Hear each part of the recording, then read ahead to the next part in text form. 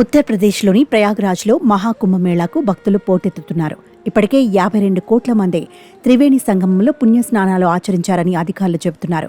ఈ నెల 26 వరకు మహాకుంభమేళా కొనసాగనుంది. ఈ క్రమంలో భక్తుల రద్దీ ఇంకా కొనసాగుతూనే ఉంది. అటు రోడ్డు మార్గం, విమానాలు, రైళ్లు అన్ని రూట్లు రద్దీగా మారాయి. రోడ్డు మార్గంలో అయితే వాహనాలు 100 కిలోమీటర్ల మేర జామ్ అయ్యాయి. దాంతో కుంభమేళా చేరుకునేందుకు రోజుల సమయం పట్టింది. ఈ క్రమంలోనే బీహార్కు చెందిన కొందరు కుంభమేళా చేరుకునేందుకు నాటు పడవలో బయలుదేరారు. ఏకంగా 240 కిలోమీటర్లు సముద్రంపై ప్రయాణం చేశారు. ప్రస్తుతం వీరికి సంబంధించిన వార్త సోషల్ మీడియాలో వైరల్ అవుతోంది.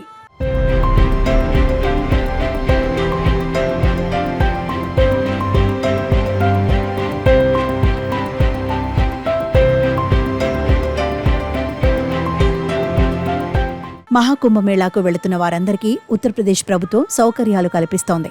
అయితే భక్తుల రద్దీ అధికంగా ఉండడంతో పుకార్లు వ్యాపించడంతో తొక్కిసలాట జరుగుతుంది.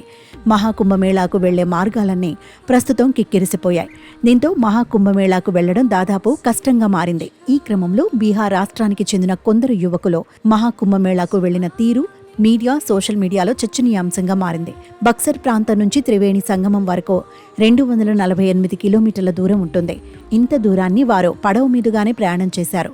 దానికి సంబంధించిన వీడియోను సోషల్ మీడియాలో పోస్ట్ చేశారు. మహాకుంభమేళాలో పాల్గొనాలని, గంగానదిలో స్నానం చేయాలని ఎప్పటి నుంచో ఉందని యువకులు చెప్పుకొచ్చారు. రైళ్లు బాగా రద్దీగా ఉన్నాయి. ఇక రోడ్డు మార్గాన వెళ్తే చేరుకుంటామో లేదో అనేలా పరిస్థితి ఉందన్నారు. విమానంలో ప్రయాణం చాలా ఖర్చుతో కూడుకుందని, కాకపోతే తమ ఆర్థిక పరిస్థితి దానికి సహకరించదని చెప్పుకొచ్చారు. రోడ్డు మార్గాన వెళ్లే పరిస్థితి లేదు, ఫ్లైట్లో ప్రయాణించే అదృష్టం లేదు అన్నారు. అందుకే జల రవాణా మార్గాన్ని ఎంచుకున్నట్లు వివరించారు.